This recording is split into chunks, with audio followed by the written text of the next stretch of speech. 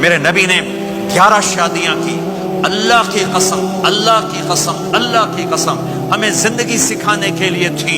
کوئی آپ نے کہا مجھے عورتوں کی کوئی رغبت نہیں ہے، مالی فی النساء من رغبت، صرف ہمیں زندگی سکھانے کے لیے یہ کیا، زندگی سکھانے کے لیے یہ کیا کہ چونکہ گھر کی زندگی مشکل کام ہے، گھر کی زندگی مشکل کام ہے، گھر کی زندگی مشکل کام ہے، گھر کا دین مشکل دین ہے.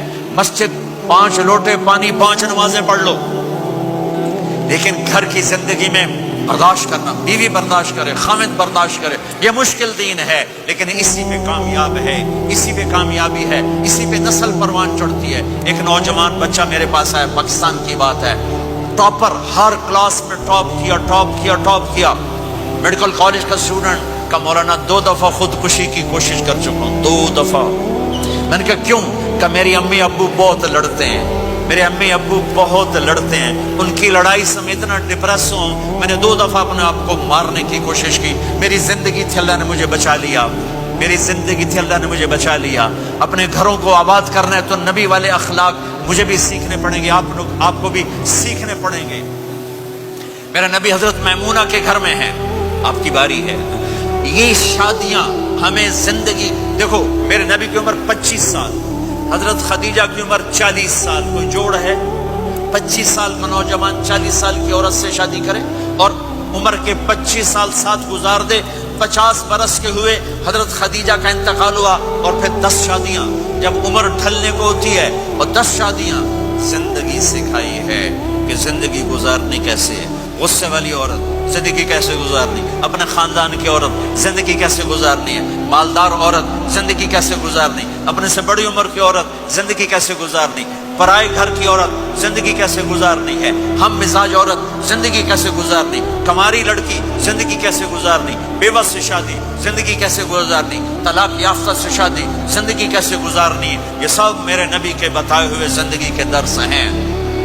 میمونہ کے گھر میں سوئے ہوئے ہیں، پیشاب کرنے باہر نکلے، حضرت میمونہ کی آنکھ کھل گئی، آنکھ کھل گئی. انہوں نے دیکھا بستر خالی، ان کا لے مجھے چھوڑ کے دوسری بیگم کے پاس چلے گئے. غصہ چڑھا، کنڈی لگا دی. اللہ کے نبی واپس آئے، کنڈی. آپ نے کہا میمونہ دروازہ کھولو. کہا میں نہیں کھولتی. کہا کیوں؟ کہا مجھے چھوڑ کے دوسری بیگم کے پاس چلے گئے. کہا میمونہ مجھے پیشاب آیا تھا. نہیں نہیں پیشاب کوئی نہیں، مجھے پتا ہے، آپ دوسری بیگم کے پاس چلے گئے. کہ میمونہ میں اللہ کا رسول ہوں، میں بھلا غلط کر سکتا ہوں؟ پھر ان کو کرنٹ لگا، یہ تو اللہ کے نبی. اب ڈرتے ڈرتے کنڈی کھولی کہ پتہ نہیں آپ کیا کریں گے. آپ مسکراتے ہوئے اندر داخل ہوئے اور جا کے بستر پر لیٹ گئے. وہ پٹھان ہوندہ سر پاڑ دیندہ بیگم. آپ مسکراتے ہوئے جا کے بستر پہ لیٹ گئے. زندگی سکھائی، زندگی سکھائی ہے، زندگی سکھائی.